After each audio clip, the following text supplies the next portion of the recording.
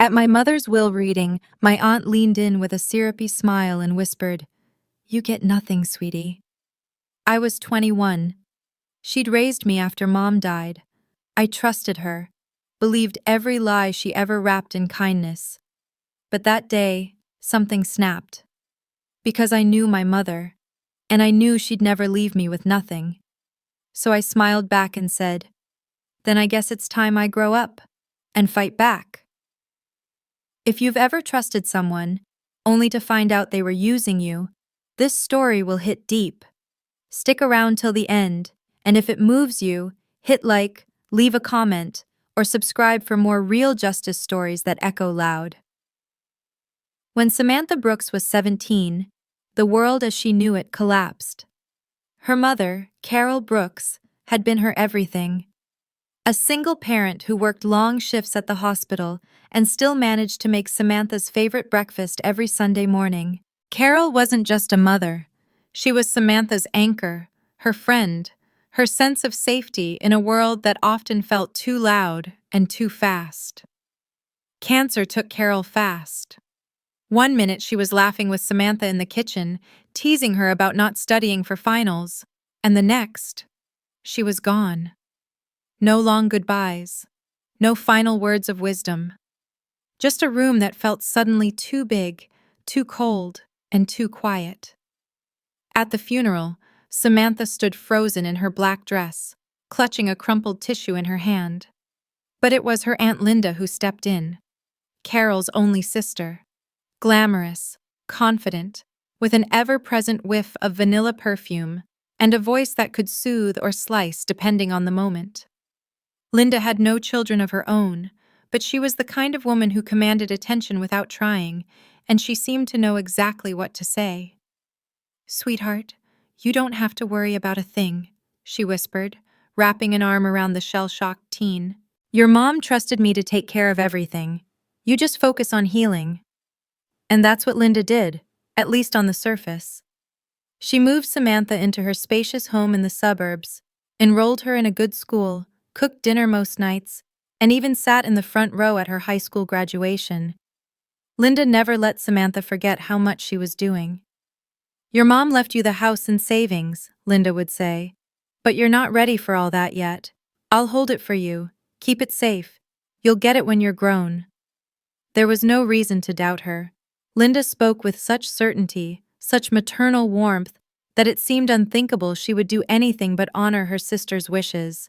Samantha, desperate for a sense of normalcy, clung to that belief. Over the next few years, Samantha built a quiet life. She took classes at the community college, worked part-time at a bookstore, and slowly stitched together a version of herself that wasn't constantly defined by loss. She never asked about the inheritance, never pushed. Linda always said the same thing, with a knowing smile, "When the time is right." But something always felt off. Linda had a way of making Samantha feel small, even as she praised her.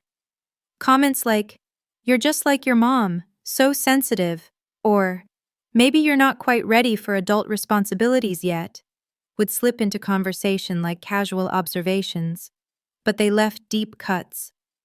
Samantha began second-guessing herself, doubting her instincts.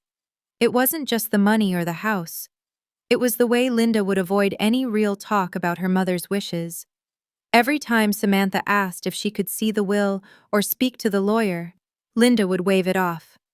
"Oh, honey, all that legal stuff is so confusing. Trust me, I've got it handled." And Samantha believed her, because what else could she do? Then came her 21st birthday. There was no party, no cake, just a meeting scheduled by Linda at a sleek downtown law office. "Time to make everything official," she said. Samantha's stomach fluttered with nerves and hope. She imagined walking away that day with her mom's house back in her name, maybe even a little nest egg to finally start her own path. Instead, she got a slap in the face. Inside the office, Linda handed her a thick envelope and sat back with her usual calm, sugary tone. "Your mom updated her will shortly before she passed. She felt you were too young to handle everything, so she left it to me. Permanently. But don't worry, sweetie. I'll always take care of you. Samantha blinked. Her hands trembled as she pulled out the so-called new will. The words swam on the page, but one line burned itself into her brain. All assets to be left in full to Linda Brooks. Her mother's handwriting didn't look quite right. Too stiff, too clean. Not the slightly loopy cursive Samantha had seen on every birthday card growing up. She looked at Linda, who smiled that same syrupy smile she always did when delivering something sharp.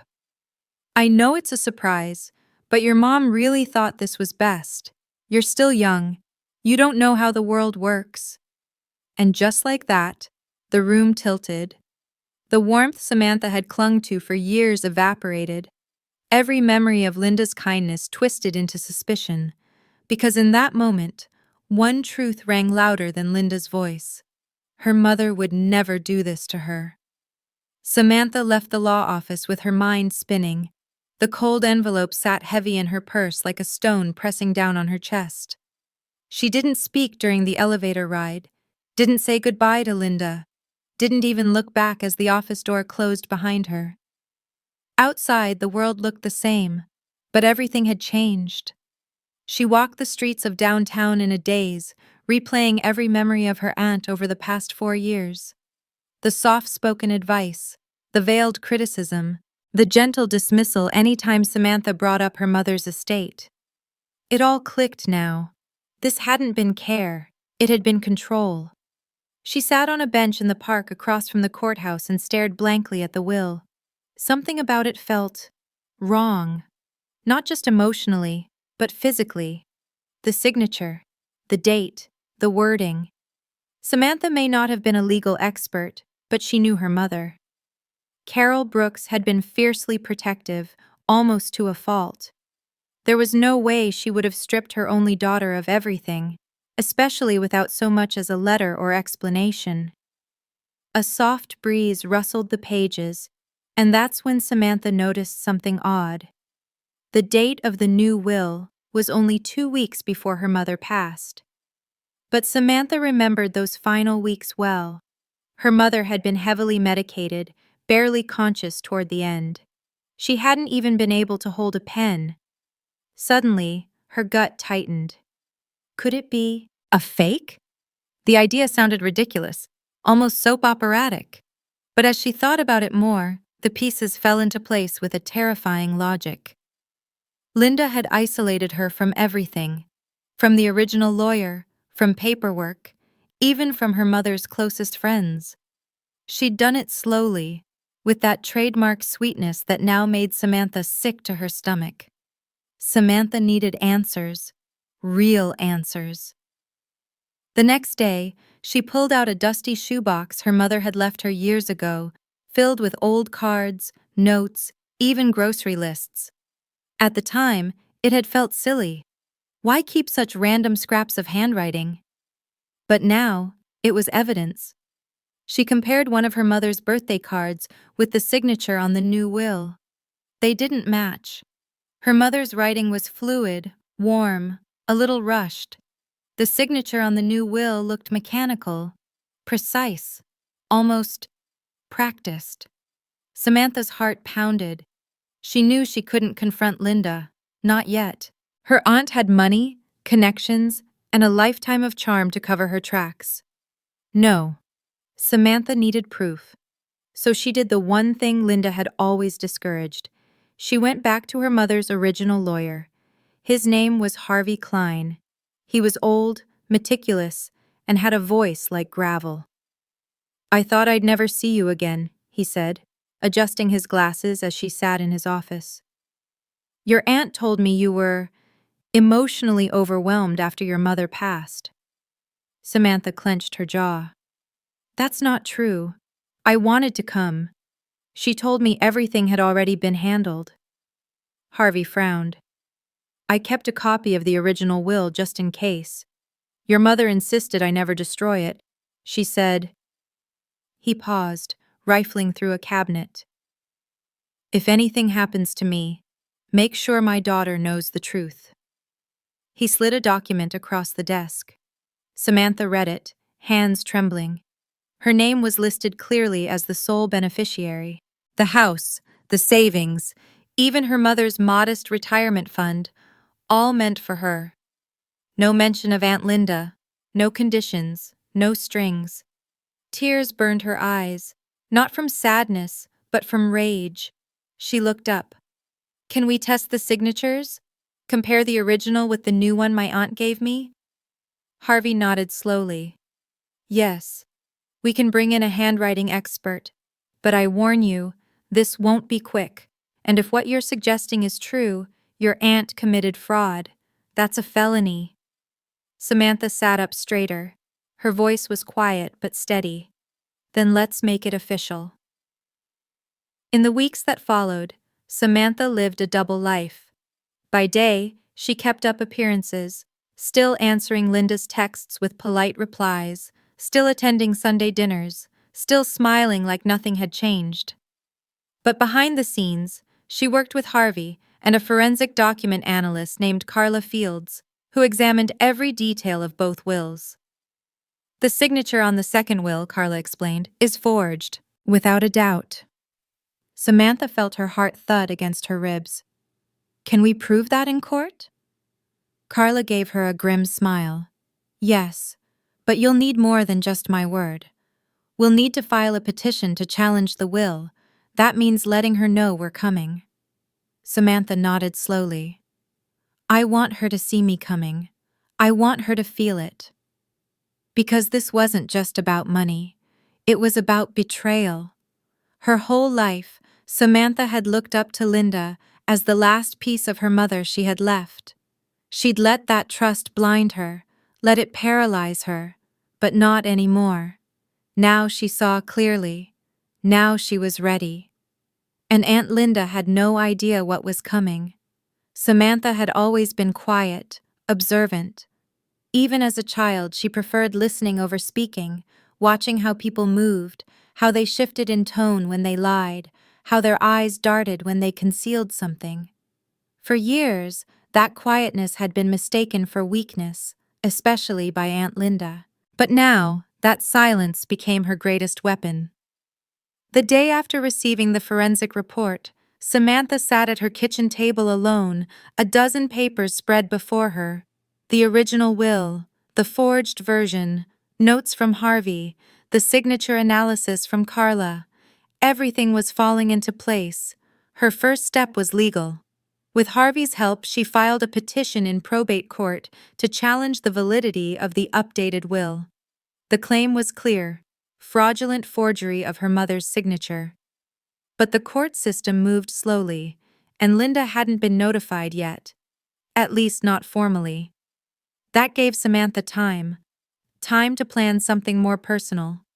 Because to her, this wasn't just about court documents. It was about exposing who Linda truly was, not just in front of a judge, but in front of everyone who'd ever believed the sweet act. The neighbors who admired her, the church ladies who adored her, the community groups where she played the selfless aunt, who took in a grieving teen out of pure love. Samantha wanted them to see. She began gathering evidence, not just legal, but emotional. She started reaching out to people from her mother's life whom Linda had quietly pushed away. An old neighbor, Mrs. Geller, remembered Linda refusing visitors near the end of Carol's life. Said your mom was too weak to talk, the woman said over the phone. But I always felt like she didn't want us around. Strange, right? Then there was Robert, Carol's former co-worker, who had always admired her.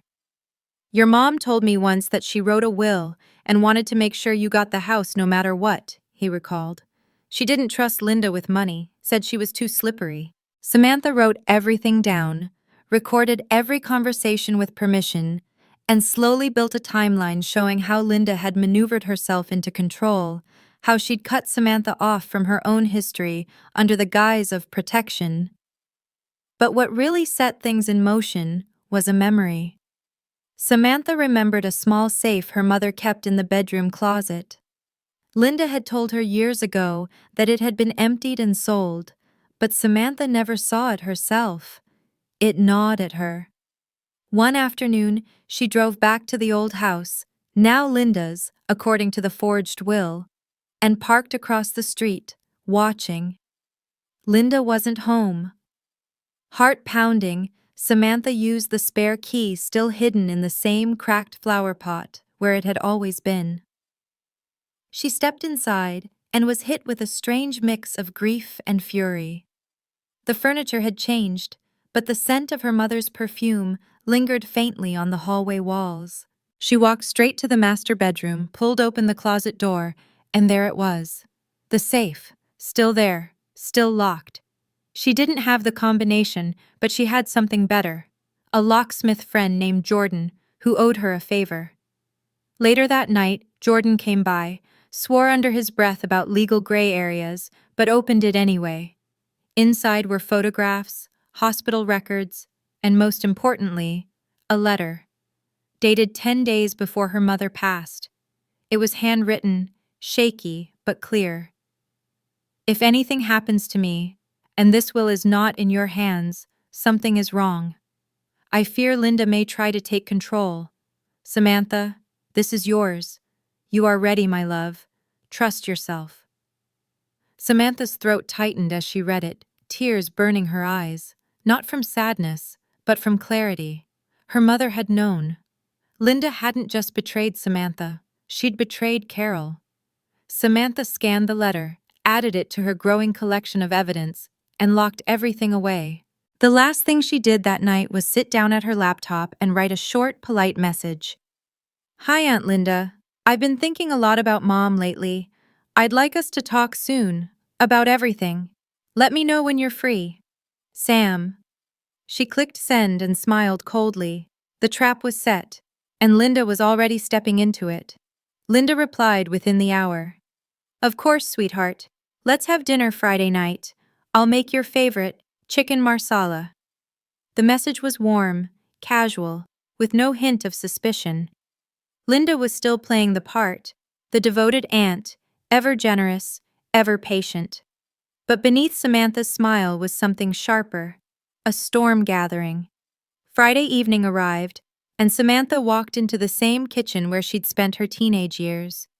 The smell of garlic and wine sauce filled the air, and Linda greeted her with a kiss on the cheek, dressed in one of her pristine cream blouses, pearl earrings glinting under the light. So good to see you, she cooed. How's school? Work? Still at that little bookstore? Samantha smiled. Still there, but I've been busy with something else, too. Oh? Linda raised an eyebrow, sipping her wine. I've been looking into Mom's will. The shift in the room was subtle, but immediate. Linda froze for a split second, then laughed softly. Oh, honey, again with that? We've talked about this. Your mother just didn't want to overwhelm you. She trusted me. Samantha didn't blink. I've seen the original will, Aunt Linda. Silence. Samantha continued, her voice calm but unwavering. I met with Harvey Klein. He still had it. And I've had both documents reviewed by a forensic handwriting expert. Linda's eyes narrowed just slightly, her wineglass lowered to the table. Samantha, I don't know what you think you're doing. I know exactly what I'm doing, Samantha cut in. You forged a legal document, you committed fraud, and I have proof. The room went quiet. For the first time, Linda didn't have a response ready. No soothing words, no light deflection, just her lips pressed into a thin, white line. Samantha stood up slowly. The court date is set. You'll be served formally next week, but I thought you deserved to hear it from me first. She walked to the door, paused, and looked back one last time. You always said I wasn't ready. Turns out, you were wrong. Linda didn't follow her out. The fallout came quickly. The court served Linda the official notice 3 days later. Word spread like wildfire in the small community. Samantha didn't need to leak anything. The lawsuit was public record, and people talked. The whispers started at church, then at the country club. Friends who'd known Linda for decades began to keep their distance. Her name, once spoken with admiration, was now followed by asterisks and raised brows. But Samantha wasn't done. With Harvey's help, she provided the court with every shred of evidence: the original will, the forged version, the handwriting analysis, the letter from her mother, the testimonies from friends and neighbors. Each piece fit together like a perfectly cut puzzle, one that painted a very different picture of the woman Linda pretended to be. And then came the media.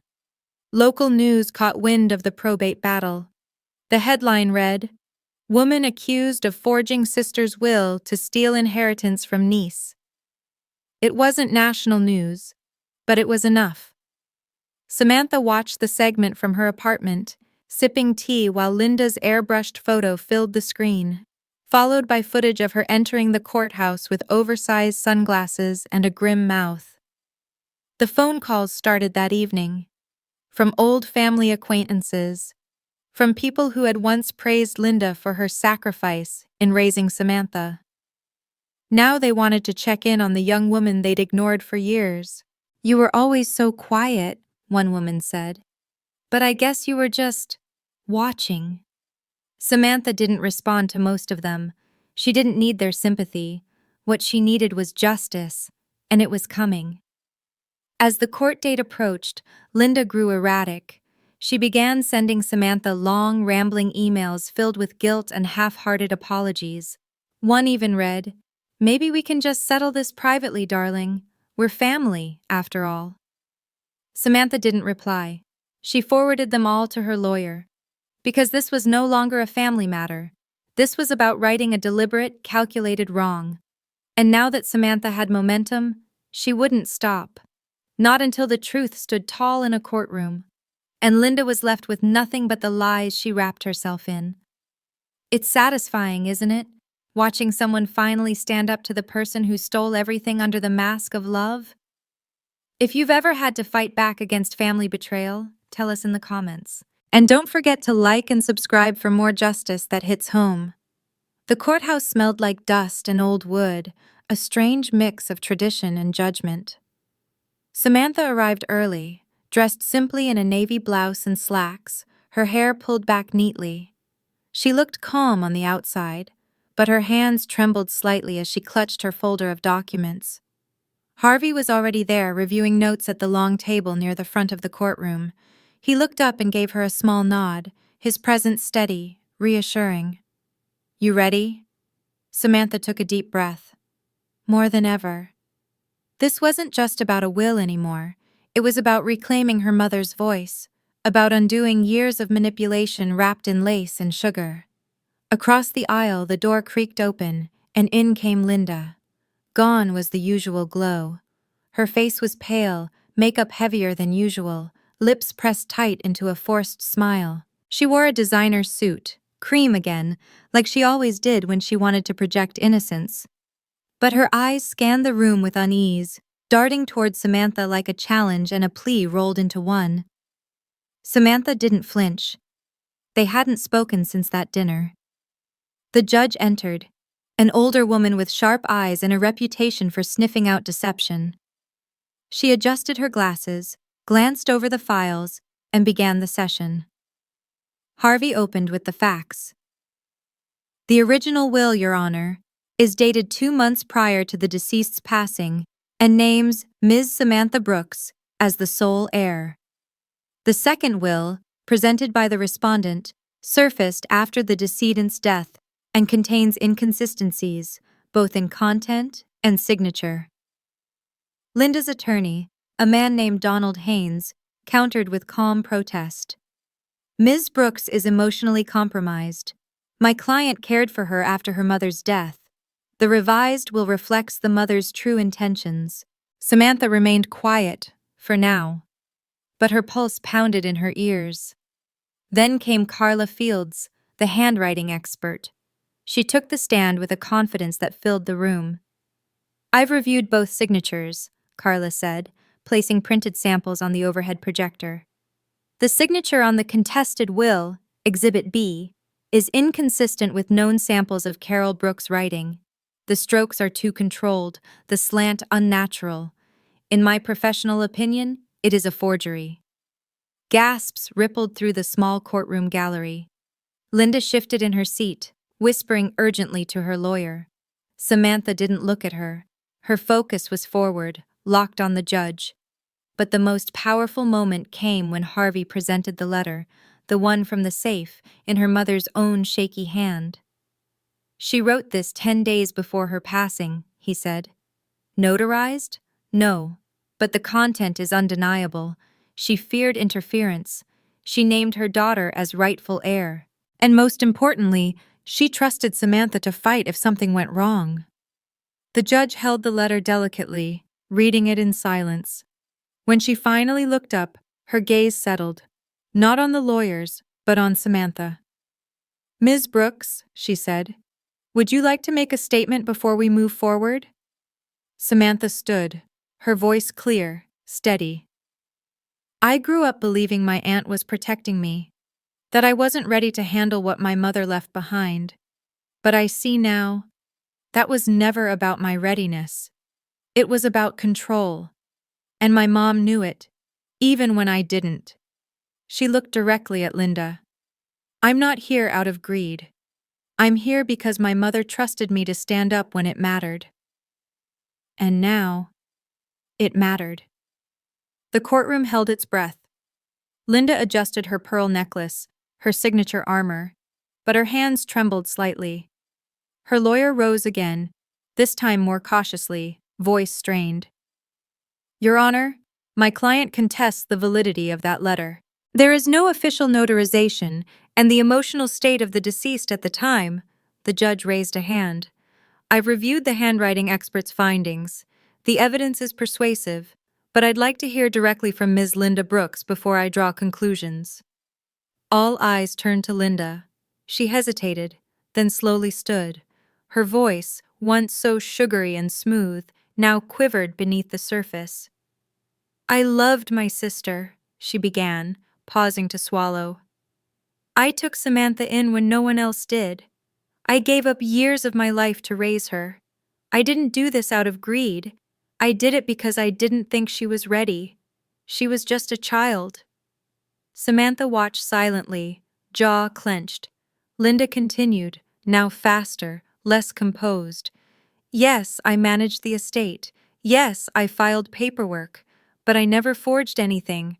That's absurd. I had a document. It was signed.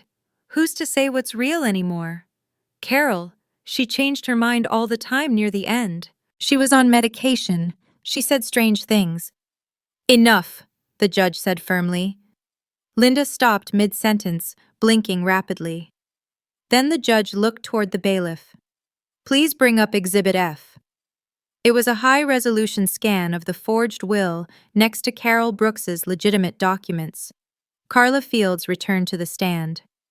"These two signatures," she said, pointing, "were likely written by different people. Moreover, the second was likely traced or copied from a prior example. There's evidence of unnatural hesitation in the strokes, which we often see in forgeries."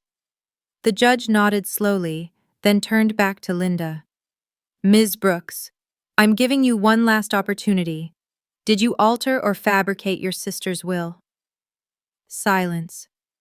A long, agonizing silence. Then Linda's shoulders sagged. Her voice dropped to a whisper. "I just wanted to keep it all together. Carol always got everything. The praise, the attention, even in death. I thought I deserved something too." The courtroom buzzed. A low murmur swept through the gallery like a wave of disbelief and vindication. Samantha didn't move. She didn't smile. She didn't cry. She simply sat there, quiet, composed, and powerful. The judge's ruling came minutes later. The court recognizes the original will as valid and binding. The second document is declared fraudulent. Full inheritance is restored to Ms. Samantha Brooks. This case will be referred for potential criminal investigation of document forgery. Linda collapsed into her seat, stunned. No one reached out to comfort her. No cameras flashed. No sympathetic glances from the gallery. Just silence, broken only by the gavel's final strike. Justice had been served. And Samantha, finally, felt the weight of years lift from her shoulders. But this wasn't the end. It was just the beginning of something new. The house was quiet again. Not the kind of silence that haunts after loss, but the kind that settles, like dust finally landing after a long storm. Samantha stood in the middle of her childhood living room, sunlight streaming through the same windows she used to draw hearts on during rainy afternoons. But everything felt different now. Not because the furniture had changed, though it had. She'd gotten rid of almost everything Linda had added over the years. No more ivory couches or crystal figurines. No more rose-colored curtains or decorative crosses meant to impress dinner guests. Samantha replaced it all with simple, warm pieces: a well-worn leather chair, a shelf lined with her mother's favorite books, a framed photo of the two of them in front of the hospital just after Samantha's high school graduation, both of them beaming, unaware of how little time they had left. She wasn't trying to go backward. She was simply restoring what had always belonged to her. The court had ruled in her favor. Linda's appeal had been denied, and though criminal charges were still pending, Samantha no longer cared about what happened to her aunt. Not really.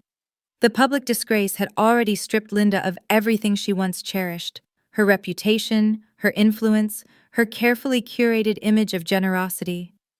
Samantha didn't need to watch her fall. She needed to build something better from the ruins. The house wasn't just a home anymore. It was a symbol of what she'd reclaimed. With the remainder of her inheritance, Samantha made a decision her younger self would have been proud of. She didn't buy a car or take a vacation or escape to some trendy city. Instead, she used the money to convert the guest room into a legal resource center, small but focused. A desk, 2 chairs, a scanner, a locked file cabinet. She called it Carol's room. There, she began offering free legal guidance to young adults navigating probate and guardianship issues, especially those who'd lost parents and didn't have anyone to fight for them. Harvey helped her draft resources. Carla even donated her time once a month for document reviews. It wasn't flashy, it wasn't loud, but it was real, and it was hers. People started showing up, first timidly, then more often. A girl named Tanya came in with a stack of insurance forms after her father's sudden passing. A boy named Luis wanted to know if he had a right to stay in his grandmother's house after his aunt tried to evict him. Samantha didn't have all the answers yet, but she knew how to listen, how to ask questions, how to stand steady in the face of manipulation. All skills she'd learned the hard way. One afternoon, as she closed up the center for the day, she found a small envelope tucked in the mailbox. No return address. Inside was a folded card and one sentence, written in Linda's perfect cursive: "I didn't think you had it in you." Samantha stared at it for a moment, then tore it clean down the middle. She dropped the pieces into the trash and locked the door behind her. That was the last she ever heard from Aunt Linda. Spring came quietly that year.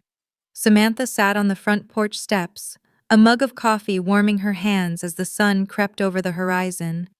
The neighborhood was still, just the hum of sprinklers, a distant dog barking, birds waking up in the trees her mother had planted decades ago. She liked this time of day, before phones rang, before inboxes filled, before the weight of other people's stories pressed gently on her shoulders. Out here, she could breathe. It had been 6 months since the court ruled in her favor. 6 months since Linda vanished from her life. No lawsuits, no threats, no apologies. Just silence, like she'd dissolved into the shadows once the spotlight turned on her truth. Some said she moved out of state. Others claimed she tried to reinvent herself under a new name. Samantha didn't follow up. There was nothing left to chase, no reason to look back. Because the real healing hadn't come from the court. It came in small, steady moments, like the afternoon she taught a 17-year-old girl how to fill out her first affidavit, or the night she stayed late at the center with a boy who didn't have a place to sleep. Or the morning she finally went through the last of her mother's things and found a recipe box, each card labeled in Carol's spidery handwriting with notes like, "Too much salt. Sam hated this one." It came from choosing every day not to carry rage, but to use it, to transform it. Not into bitterness, but into boundaries, into clarity, into strength. One Saturday, she received a letter from Tanya, the girl who'd come to Carol's room months earlier. Inside was a photo of her standing in front of a small apartment door, key in hand, grinning ear to ear. Below it, a note. "You helped me take my life back. I didn't think anyone would fight for me. Now I will." Samantha stared at it for a long time, tears brimming in her tired green eyes. Not from sadness, but from the kind of joy that sneaks in when you're not trying so hard to find it. She pinned the photo to the corkboard in Carol's room. Right above a small brass plaque she'd hung weeks earlier, it read, "This space exists because one woman refused to be erased." In memory of Carol Brooks. That night, as Samantha turned off the light and locked the door, she paused a moment in the hallway. The reflection in the glass showed a woman her mother would be proud of. Tired, yes, but standing tall, unshaken, fiercely alive. Some scars would never fade, but they didn't have to. Because scars aren't signs of weakness. They're reminders that you survived. And in Samantha's quiet strength, her mother's voice still echoed,